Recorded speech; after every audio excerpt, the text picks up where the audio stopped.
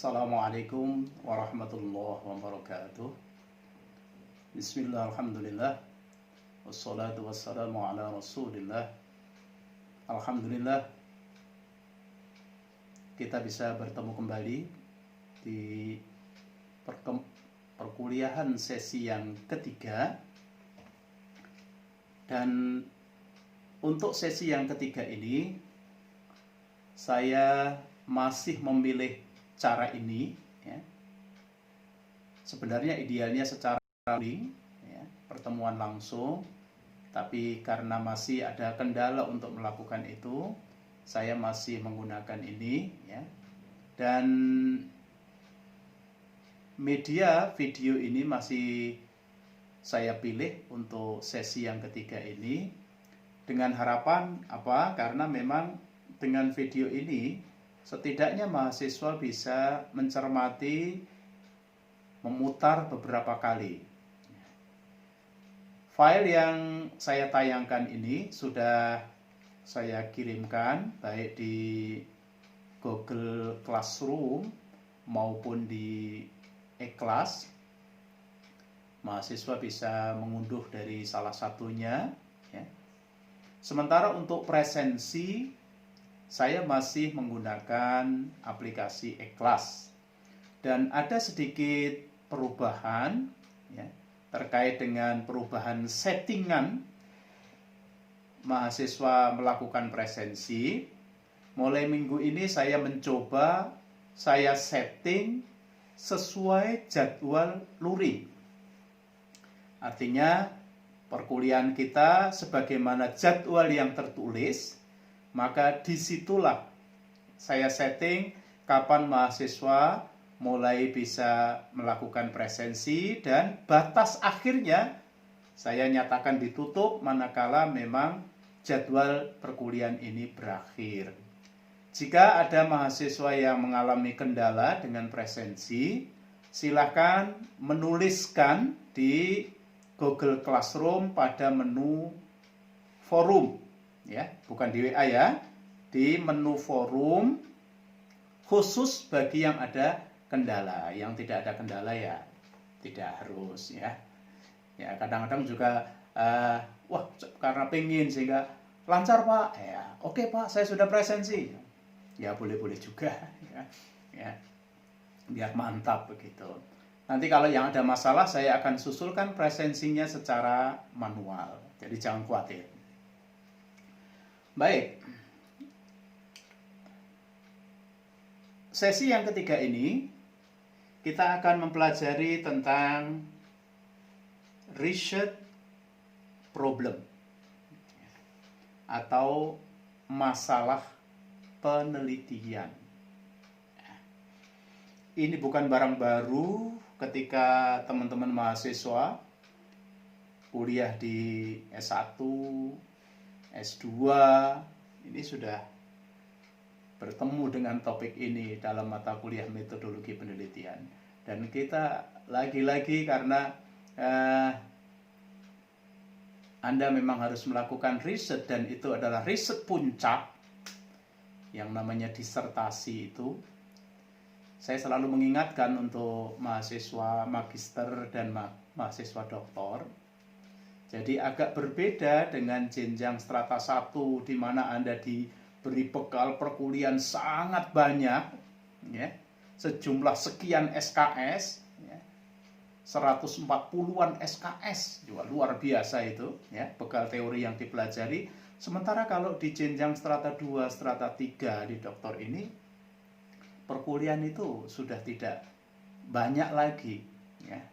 Padahal sementara tuntutan riset akademik, ingat bahwa puncaknya kompetensi itu kalau di S1 pada skripsi, S2 magister itu pada tesis, dan yang ketiga adalah disertasi. Ini adalah puncaknya. Bahkan secara guyon setengah begitu saya katakan, S2 itu intinya tesis. Perkuliahan itu ya hanya mengantarkan untuk penyelesaian tesis. Begitu juga untuk disertasi. Disertasi itu adalah intinya dari program doktor, ya. perkuliahan ini adalah dalam rangka membantu, mendampingi, memfasilitasi mahasiswa untuk penyelesaian disertasi itu. Jadi begitu. Bahkan kalau mau dengan apa itu sedikit diplesetkan, ya yang utama itu ya disertasi itu. Ya. Rangkaian perkuliahan itu memang ya mengantarkan, ya, memfasilitasi mahasiswa untuk bisa melaksanakan riset keperluan disertasi secara benar. Nah, karena Anda jenjang doktor, ya, tentunya Anda tidak hanya dituntut menguasai masalah, topik, teori berkenaan dengan disertasinya saja, tapi juga berkenaan dengan secara general metodologi penelitian itu memang harus dikuasai, tidak bisa tidak. Mengapa? Karena Anda sebagai calon terpelajar, ya, yang memungkinkan Anda itu juga, bahkan sebagian dari Anda semua itu ada sejumlah dosen, yang dosen itu dihadapkan membimbing skripsi. Bahkan nanti kalau sudah lulus, Anda sudah lulus doktor, itu membimbing tesis, menguji tesis. Ya. Dan Anda tidak selalu dihadapkan dengan bimbingan pengujian yang relevan dengan disertasi Anda. Itu sebabnya bahwa penguasaan metodologi ini betul-betul harus memang sangat kokoh, tidak bisa tidak. Jangan sampai penguji, Anda sebagai penguji nanti itu menanyakan sesuatu yang sebenarnya kurang relevan, ya. Kalau tidak mengatakan kurang tepat, ya, dengan teori metodologi itu. Dan ini masih saya temui kadang-kadang begitu. Ya. Baik. Ini kutipan yang sederhana, saya ulang lagi, bahwa penelitian itu berawal dari masalah, berakhir dengan jawaban masalah. Ini kunci, ya. Dan ini di sejumlah referensi selalu begitu. Kecuali ada sedikit perbedaan nanti, kalau referensi dari Lauren Newman, dia tidak mengawali dari sini, ya. Nanti di slide berikutnya. Tapi secara umum, buku-buku metodologi penelitian selalu membicarakan tentang ini, masalah ini, ya. Karena ini adalah ibaratnya starting point, titik awal di mana nanti Anda akan melakukan tahapan-tahapan berikutnya secara bertahap. Oke. Nah, kali ini saya menambahkan satu referensi, ya. Kebetulan ada e-booknya, ada versi PDF bukunya, ya, yang saya kirim di Google Classroom, ya. Buku ini ditulis, penulisnya sama dengan Creswell. Kalau beberapa waktu lalu saya tunjukkan buku ini, riset desain dari Creswell ini, ya. Buku ini yang saya cantumkan ini, ya, itu sama penulisnya dengan Creswell, ya. Kebetulan kalau versi terjemah, karena ini ada versi terjemahannya, kalau Anda yang mau membelinya ada tersedia itu, ya. Ini versi terjemah. Lihat ini, mantap, ya. Ketebalannya bisa dilihat, sangat tebal ini. Bukunya sangat tebal, ya. Riset pendidikan. Nah, memang buku ini sesuai dengan judulnya sudah barang tentu lebih tepat untuk mahasiswa yang mengambil tema pendidikan atau yang berlatar belakang pendidikan. Dan saya lihat sejumlah mahasiswa ini memang berlatar belakang pendidikan. Makanya saya tidak masukkan dalam referensi wajib. Tetapi kalau untuk teman-teman yang fakultas tarbiyah, yang dulunya tarbiyah, atau nanti risetnya itu adalah riset pendidikan, buku ini saya rekomendasikan, ya. Buku ini saya rekomendasikan. Yang asli sudah saya kirim, dan tentunya saya menyarankan Anda mengutip itu nanti dari aslinya, ya. Bukan dari versi yang terjemahnya. Tapi kalau Anda ingin membantu kemudahan menelaah, nah silahkan beli. Ya nggak mahal, mungkin sekitar 300-an barangkali, ya 200 sampai 300 ya harga terjemahannya, versi terjemahannya. Tapi saya ingatkan kalau Anda nanti mengutip, ambillah dari versi e-book yang saya kirimkan ini, bukan dari versi ini. Nah, tapi kalau yang teman-teman mahasiswa yang kebetulan bukan dari pendidikan, ya buku ini tidak mengharuskan pun tidak apa-apa ya. Tapi ada alur-alur riset yang memang kali ini saya ambil dari buku itu karena ada contoh yang bagus. Dan sebenarnya apa yang diuraikan Creswell dalam buku Educational Research itu ya ada kemiripan juga dengan riset desain. Nanti untuk teman-teman yang berbackground dari dakwah, dari syariah, dari ekonomi ya, nanti akan saya tunjukkan juga ada referensi lain yang pendukung. Saya selalu mengingatkan bahwa buku metodologi itu Anda tidak bisa hanya satu ya. Buku metodologi tidak bisa hanya 2, tidak bisa hanya 3, karena ini adalah, ingat, jenjang tertinggi. Anda level doktor, buku metodologi itu ada metodologi yang sifatnya umum, general, dan ada buku metodologi yang spesifik. Saya katakan spesifik itu berarti sesuai dengan bidang Anda. Kalau Anda bidang pendidikan, Creswell yang Educational Research. Nanti kalau misalnya Anda, ada yang saya lihat kemarin, misalnya ada yang mau ngangkat hermeneutik, Anda harus punya buku khusus hermeneutik. Kalau Anda yang dari syariah, nanti harus ada buku metodologi penelitian hukum Islam. Begitu seterusnya ya. Jadi tidak cukup hanya dengan 1, 2, 3, tapi harus sejumlah buku metodologi penelitian. Dan saya masih memiliki banyak sekali referensi yang e-book yang bisa saya kirimkan. Untuk kali ini sebagai contoh ini. Ya. Ini sudah saya kirimkan dan karena ini ya sambil santai ya, Anda boleh sambil minum.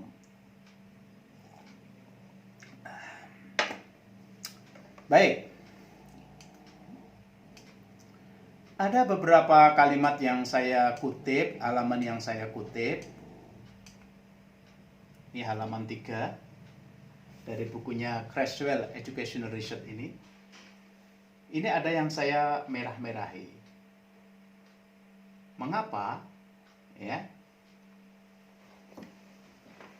Ada 3 tahap utama dalam riset. Jadi menurutnya riset itu ada banyak tahapan, ya. Tetapi 3 tahapan utama itu adalah pose a question, collect data to answer the question, reason and answer to the question. Nah, ketiga langkah ini cermati. Question. Pertanyaan.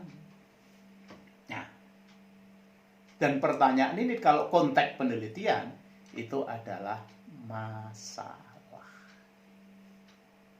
Nih, post question, data untuk menjawab question, ya, kemudian menyajikan jawaban dari masalah itu.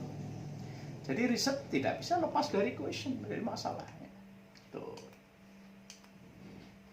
Nah, 3 step dasar itu kalau dijabarkan, ya, Creswell menjabarkan ada 6 langkah. Saya kutip halaman 7.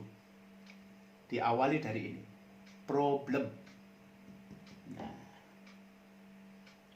identify a research problem. Mengidentifikasi masalah penelitian. Ini tahap awal ini. Tahap-tahap berikutnya ini bergantung step nomor 1 ini. Nah, saya kutip halaman 7. Oke. Kemudian halaman 8, ini mirip-mirip yang nanti saya sampaikan juga dalam slide berikutnya. Yang kemarin saya sampaikan cycle dari Lauren Newman. Nah, Creswell dalam buku Educational Research itu, ya, dia juga mengatakan the research process cycle. Nah, cuma kalau di layar ini barangkali kurang jelas ya. Karena ini saya screenshot dari e-book itu ya. Warnanya kurang begitu jelas barangkali, apalagi nanti kalau setelah saya kompres.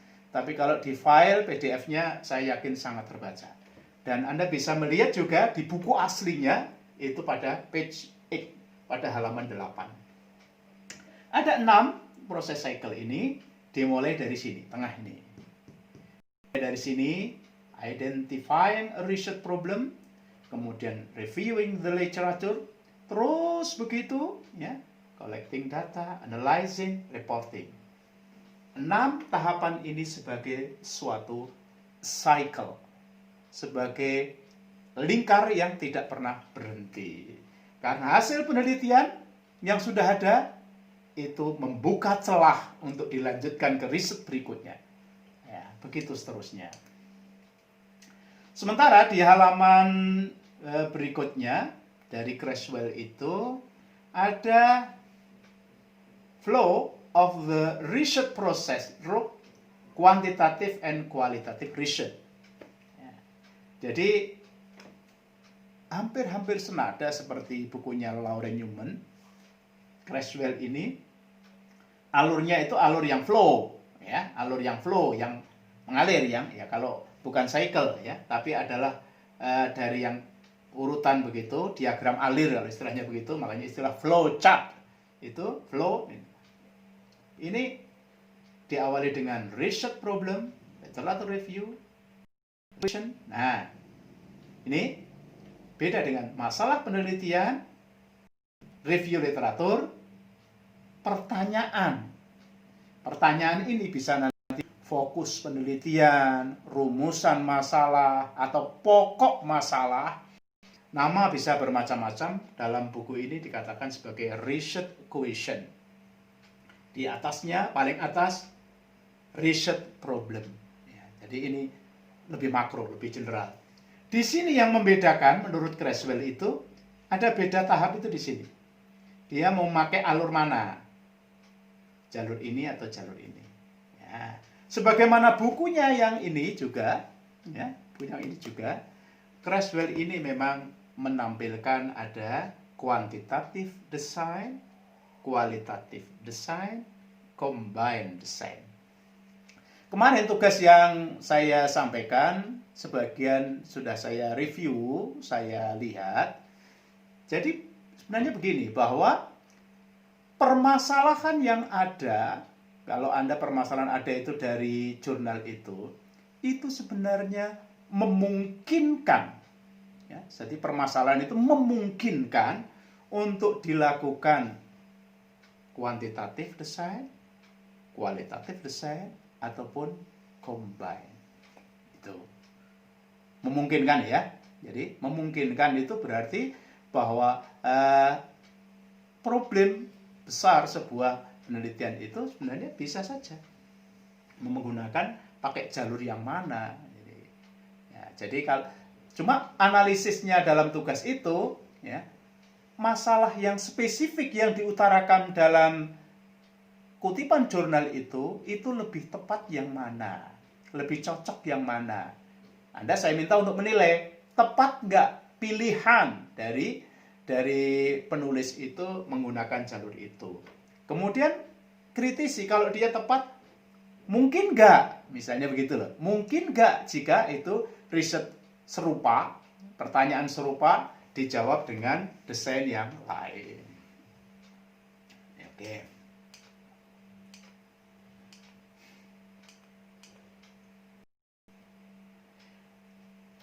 Ya, perbedaan ini tidak saya paparkan karena sudah saya terangkan pada edisi sebelumnya. Ini hanya saya kutipkan halaman 13, Anda bisa mencermati ulang. Ada beberapa perbedaan antara quantitative research karakteristik dengan qualitative research karakteristik. Beberapa di antaranya saya cetak merah di sini. Research question and hypothesis that a specific. Kalau di sini ada kata-kata begitu. Ya, nanti kalau yang kualitatif beda. Nah, research question in general. Nah, kalau tadi spesifik, general.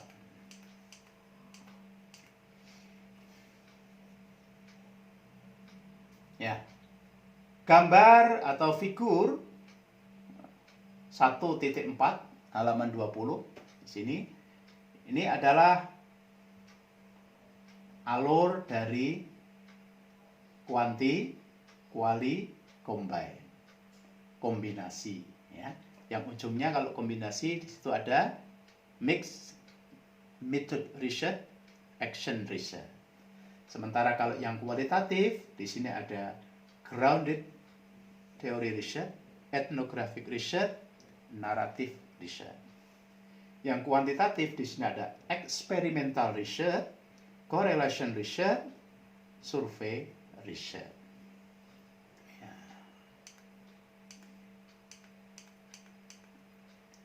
Ini yang tadi saya sampaikan bahwa kalau yang Lauren Newman, W. Lauren Newman ini, dia mengawali riset berbeda dengan Creswell tadi. Creswell kan di sini, ya, atau research problem, yang kemudian turunannya research problem itu pada focus question.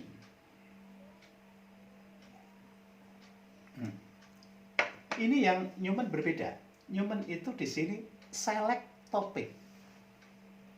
Nah, ini kalau khazanah tentunya saya sampaikan karena ini jenjang tertinggi, ya, jenjang tertinggi. Saya selalu mengingatkan bahwa bisa saja orang memulai riset bukan dari focus question terlebih dahulu, tapi dari topik terlebih dahulu.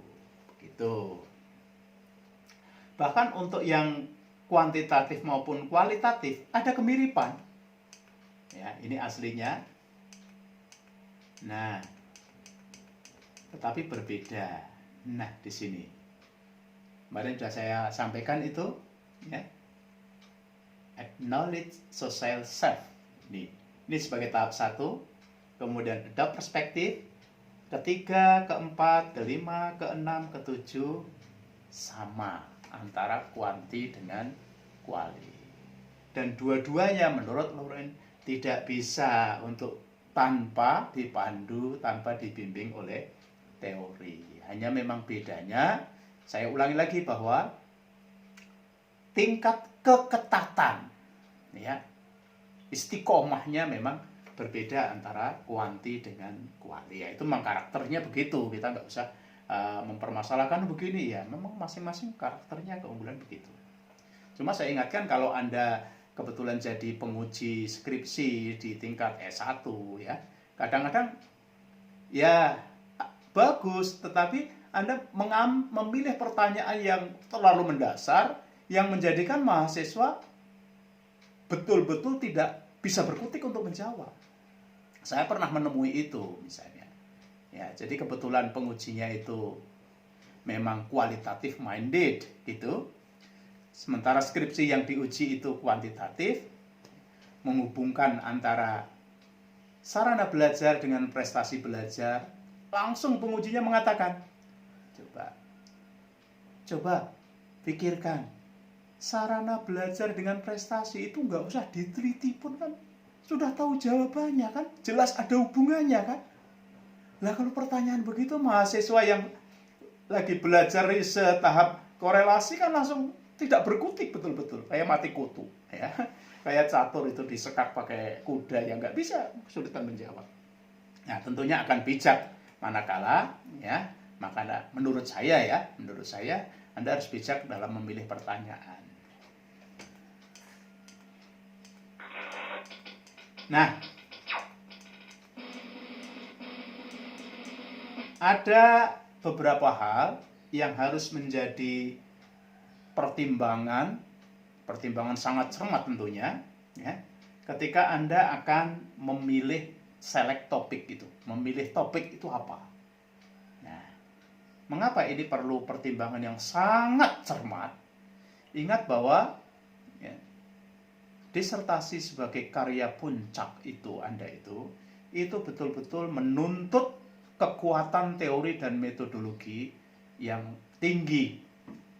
Untuk sebab itu, topik yang harus Anda pilih ya betul-betul memang harus signifikan. Ya, topik itu memang nyata. Topik itu sesuai dengan konsentrasi Anda. Ya. Studi Islam ini sangat general, membuka peluang Anda untuk memilih kajian keislaman yang sesuai dengan background, latar belakang S1, S2, dan apa yang Anda tekuni saat ini. Ya. Yang kedua, interesting topic. Ini sekali lagi meskipun Anda sudah mendengarnya ketika kuliah S1, S2, bahwa benar-benar topik itu harus memiliki daya tarik yang kuat. Anda harus sangat tertarik dengan itu. Ingat bahwa ya tidak sedikit ya, banyak teman-teman yang kuliah S3, bahkan sebagian adalah dosen, itu ternyata mengalami kendala penyelesaian disertasi. Nah, apabila topik yang diangkat itu memiliki daya tarik yang tinggi, Anda interest yang luar biasa, sejumlah tantangan itu setidaknya Anda bisa melewatkan. Dan ini saya tambahkan juga, problem yang lebih banyak ditemui untuk teman-teman mahasiswa pasca sarjana, baik magister maupun doktor itu, adalah justru problem non-akademik. Problem non-akademik lebih mendominasi daripada problem akademik. Sehingga kita saksikan ada teman-teman yang kuliah S3 yang sebenarnya jauh lebih cerdas, memiliki intelektual tinggi, tapi dia macet, tidak bisa menyelesaikan disertasinya. Dan kendala non-akademik itu banyak, ya.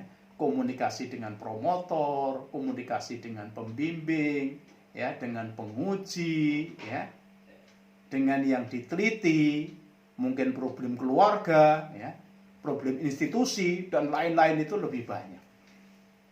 Makanya Anda harus betul-betul memilih yang interesting topic. Obtainable data, ya, data itu tersedia, data itu terkumpul, ya. Bagaimana Anda tertarik dengan suatu topik tapi ternyata tidak ada datanya? Nah, kalau tidak ada datanya, bagaimana Anda nanti menjawab masalah? Ingat bahwa masalah yang dijawab tadi, bagian di atasnya, bisa di scroll lagi kalau yang buat slide itu, bahwa data itu harus tersedia. Karena memang jawaban itu dari data. Nah, kalau datanya kebetulan menyangkut sesuatu yang tidak tampak, Pak, misalnya. Tidak tampak itu misalkan sikap kan tidak tampak. Persepsi itu data tapi tidak tampak, ya. Kalau bahasa kita ghaib lah.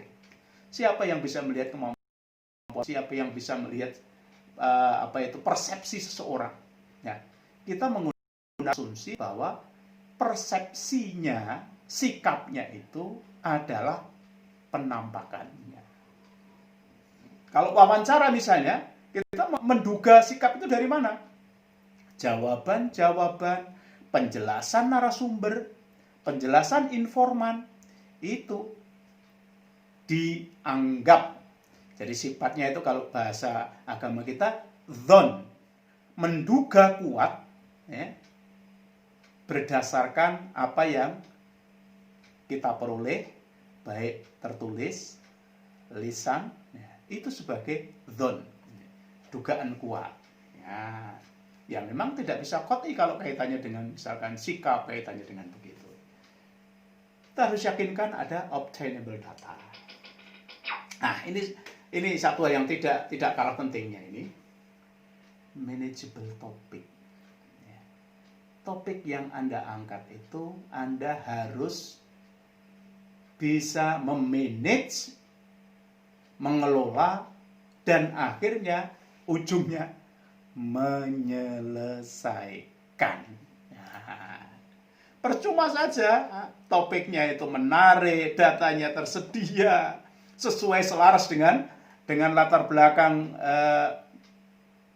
keilmuan Anda misalnya. Tapi ternyata Anda tidak bisa memanage. Maksudnya tidak manage itu apa? Bahasanya orang rampung.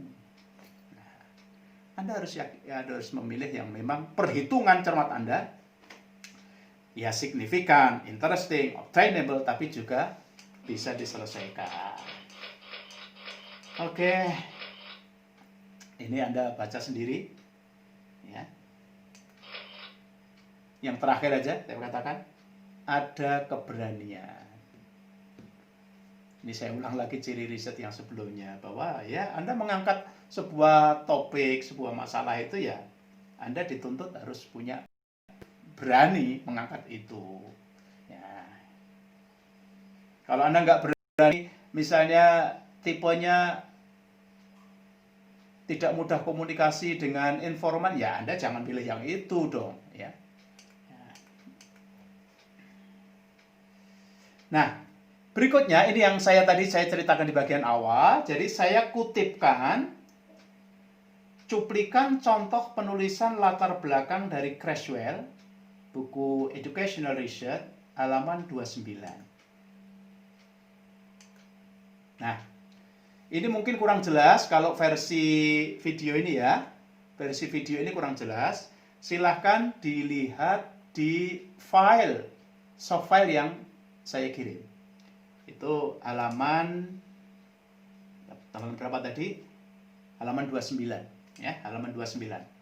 Karena ini saya screenshot, ini kalau nanti saya kompres file ini, saya yakin ini tulisan ini tidak jelas, ya. Tulisan itu tidak jelas. Saya bisa membaca karena ini masih ya, saya di depan ini ya.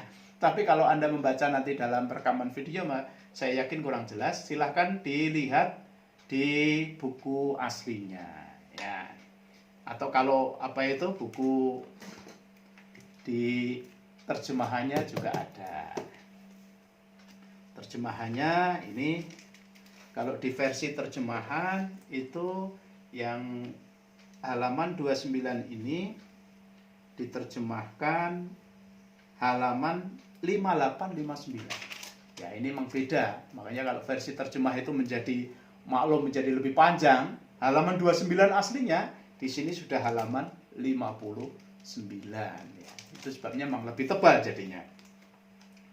Ini yang menarik saya katakan, yang ini nanti selaras dengan tugas yang saya berikan, bahwa satu alinea, satu paragraf ya, paragraf di bagian awal di latar belakang itu, ya, ini oleh Creswell dicontohkan bagaimana satu paragraf ini menjadi paragraf yang sangat padat, sehingga satu paragraf yang hanya 1, 2, 3, 4, 5, 6, 7, 8, 9 9 baris ini itu ada berapa referensi?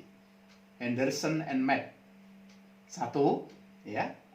Di baris 2 ini sudah ada 1 referensi. Baris ketiga Christensen, Sheridan, referensi yang kedua. Baris ketiga tidak ada, baris keempat tidak ada, baris kelima, bagian akhir itu, baris kelima ini ada berapa referensi? Ya, 1, 2, 3. Ya, 1, 2, 3. Kemudian di bagian akhir nyambung lagi, ya, 4, 5, ya, 6, 7. Jadi ini satu paragraf, saya ulangi lagi, ada berapa referensi yang dikutip di sini? 1, 2, 3, 4, 5, 6, 7, 8, 9. Satu paragraf 9 referensi. Ini betapa padatnya uraian yang dijadikan contoh ini.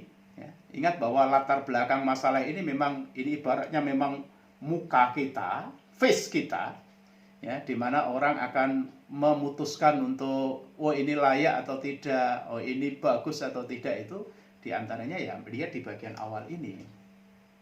Ini yang dalam tugas nanti saya minta Anda membuat hanya paragraf tapi yang padat semacam ini.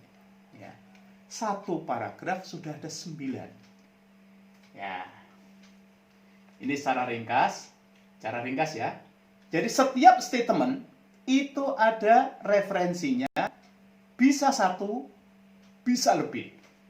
Misalnya ini dikatakan ya, di akhir-akhir dekade akhir ini studi-studi menunjukkan bagaimana peran orang tua itu adalah is essential in children. Orang tua memiliki peran penting bagi anak, baik dalam proses maupun hasil. Proses and outcome. Dari mana statement itu? Jangan sampai kalau ada menulis begitu kemudian ditanya penguji, kata siapa? Kata saya, Pak. Bukan kata saya. Nah, ini menurut siapa? Henderson and Mann. Itu loh. Bahwa orang tua memiliki pengaruh penting, ya, memiliki involvement esensial, berpengaruh yang sangat esensial bagi anak baik prosesmu itu. Ini setidaknya ada ini Henderson. Kemudian ini satu kalimat, satu referensi. Yang berikutnya ya, parent involvement refer to parent role in educating their children at home and in school. Nah, ini pengaruh orang tua itu tidak semata-mata ya hanya di rumah, karena dikatakan di sini at home and in school. Ya di sekolah, ya di rumah, ya juga di sekolah. Di rumah pasti kan, tapi sebenarnya di sekolah juga. Jadi siapa? Christensen Sheridan. Ya, bukan Saridin, kalau Saridin kan ada nanti Sheridan. Nah, tapi dipelesetkan ini menurut Saridin, boleh saja. Nah, ini ya. Kemudian yang tentang sekolah itu apa saja? Ya, dijelaskan lagi. Misalnya, help with homework or volunteering at school. Nah, ini kalau yang di sekolah. Terus kemudian jadi setiap ini. Kemudian yang berikutnya ini banyak bahwa ternyata peran orang tua itu tidak hanya anak-anak yang masih PAUD, masih SD, masih enggak, ternyata temuan berikutnya di sini dikatakan to an higher grades ya. Bahkan sampai anak-anak jenjang sekolah menengah atas keterlibatan orang tua ini masih sangat kuat. Jadi siapa? Kata siapa? Dikutip di sini. Ya, this land destroyer Tarkot Bernard ini tahun ini 1, 2, 3, 4. 4 referensi mendukung bahwa tidak berhenti kalau anak sudah remaja itu peran orang tuanya sudah lepas, enggak, sampai SLTA pun masih. Jadi siapa? Ini. Nah, inilah contoh ini contoh yang menurut saya sangat bagus untuk ditiru. Bagaimana Anda memulai latar belakang itu dengan uraian padat dan setiap statement itu didukung oleh referensi. Gitu. Jangan lupa begitu. Nah, baik. Ini yang paragraf kedua juga demikian, masih kaya dengan, cuma tidak seperti yang paragraf pertama yang padat sekali. Yang paragraf kedua ini referensinya adalah ini, baris keempat ada, kemudian baris yang terakhir. Nah, saya selalu mengingatkan bahwa ini saya berharap ya, beberapa waktu lalu saya tawarkan, saya berharap sudah ada yang membaca dari perpustakaan itu dari mana, yang bukunya yang Pak Nung ini.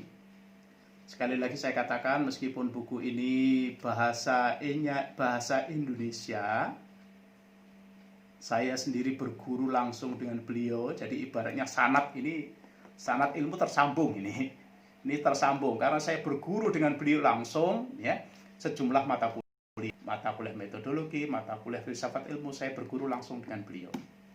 Nah, ini buku karya beliau, ya. Ini saya kutipkan di bagian awal.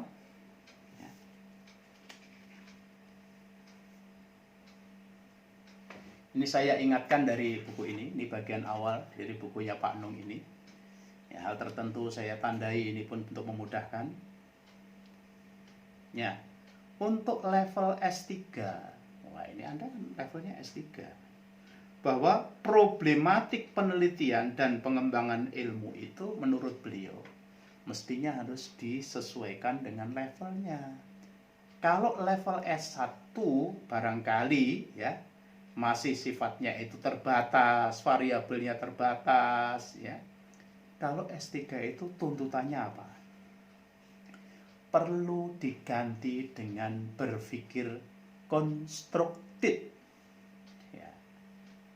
Berbeda dengan yang hanya apa itu menghubungkan secara lepas. Bahkan di sini kerangka fikir yang biasa dikenal sebagai dasar mengadakan penelitian dari sekedar merasionalkan sejumlah variabel menjadi variabel independen, variabel dependen sebagainya, ya, perlu dikembangkan dengan konstruk yang lebih kokoh. Nah, ini bagian-bagian awal buku ini selalu diingatkan begitu. Ya. Ini kemudian halaman berikutnya, halaman 12. Fungsi pengembangan ilmu perlu diangkat lebih tegas lagi untuk pembenahan dan pengembangan akuntabilitas lulusan S3. Nah, bagian-bagian awal ini. Kemudian di sini bahwa ada tuntutan untuk bahasa beliau itu paradigma yang lebih agung, problematik cross disiplin, ya, tidak lagi monodisiplin, transdisiplin and cross disiplin. Jadi pada halaman 16, ya, di buku ini. Buku ini sekali lagi memang kadang-kadang harus berkali-kali pegang stabilo, kadang-kadang harus pegang ini, ya, karena ya agak bahasanya agak rumit lah barangkali begini, ya. Baik, wah ini sudah durasi waktunya sudah hampir habis, ya. Tugas, ya, yang pertama, tulis kembali rencana topik riset Anda seperti yang tugas sebelumnya. Jadi tugas sebelumnya itu sudah ada, itu tulis kembali, ya. Kecuali yang mau beralih, ya. Kecuali yang beralih, karena mungkin saja ada yang, wah saya nggak sanggup. Tadi katanya harus obtainable data, harus manageable data. Ya, saya berganti ke lain topik, ya boleh. Sebelum terlanjur memang lebih baik berganti, ya, daripada nanti sesal kemudian Anda kepontal-pontal, lebih baik ganti. Bagi yang mau berganti, tapi kalau yang sudah mantap, sudah tinggal tulis kembali. Kemudian berikutnya, sederhana tugas saya. Ingat ya, sederhana. Buatlah 3 paragraf. 3 paragraf. Just 3. Ya, tolong ya, 3 saja ya, jangan lebihkan ya. Saya teringat juga dengan almarhum Pak Nung ini. Pak Nung ini apa? Kalau ujian itu ya. Ujian tertulis itu beliau itu apa? Jawaban itu dibatasi dengan baris. Ya, jadi misal ada pertanyaan begitu, langsung di bagian akhir pertanyaan itu muncul maksimal 8 baris. Beliau katakan lebih dari 8 baris 0.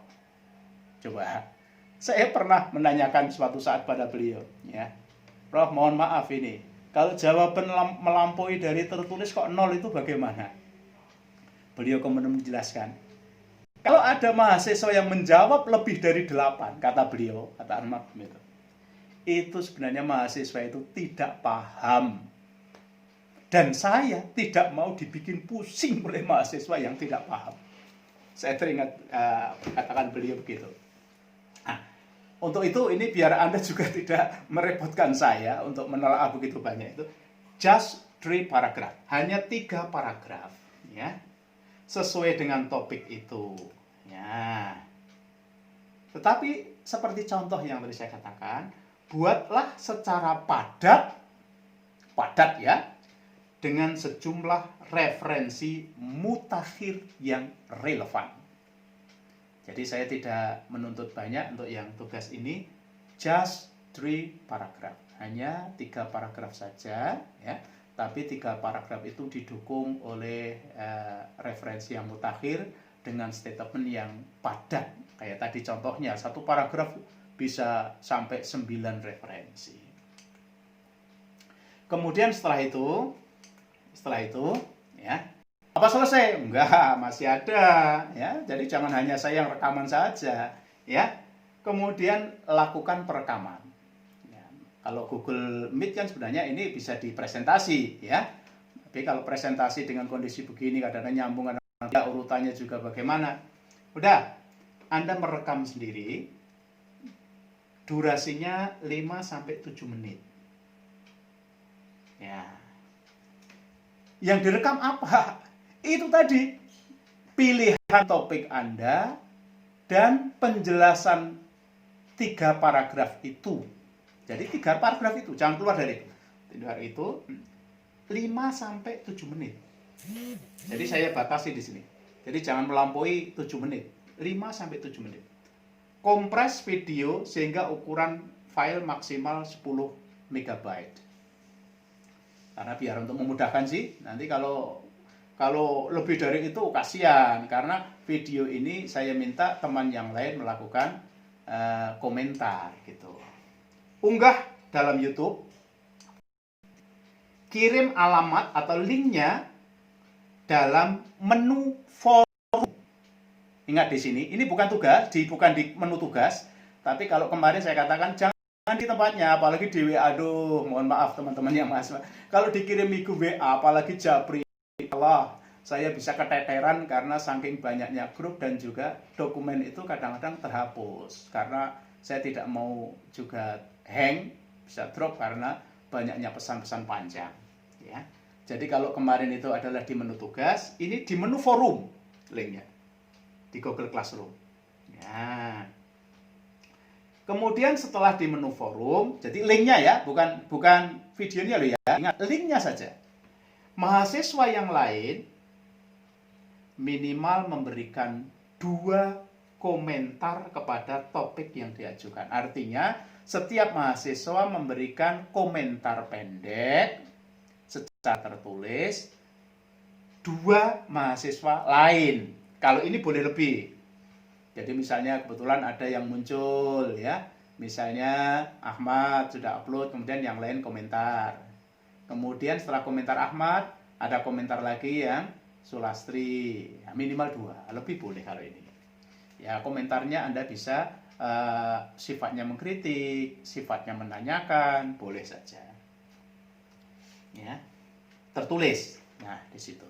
Jadi tugasnya, ya. Jadi kalau tugas yang tadi 3 paragraf itu di menu tugas, ingat 3 paragraf di menu tugas, link video penjelasan dari tugas itu ada di menu forum agar teman yang lainnya bisa memberikan komentar. Demikian teman-teman mahasiswa ya.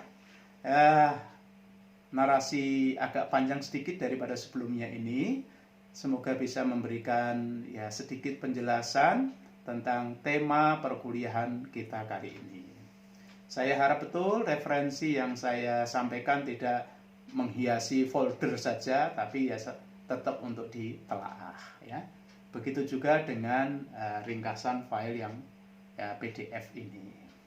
Sampai bertemu dan mengerjakan tugas, dan sudah saya batasi untuk penyerahannya adalah terakhir hari Minggu yang akan datang. Kurang lebihnya mohon maaf, semoga bermanfaat apa yang saya sampaikan. Assalamualaikum warahmatullahi wabarakatuh.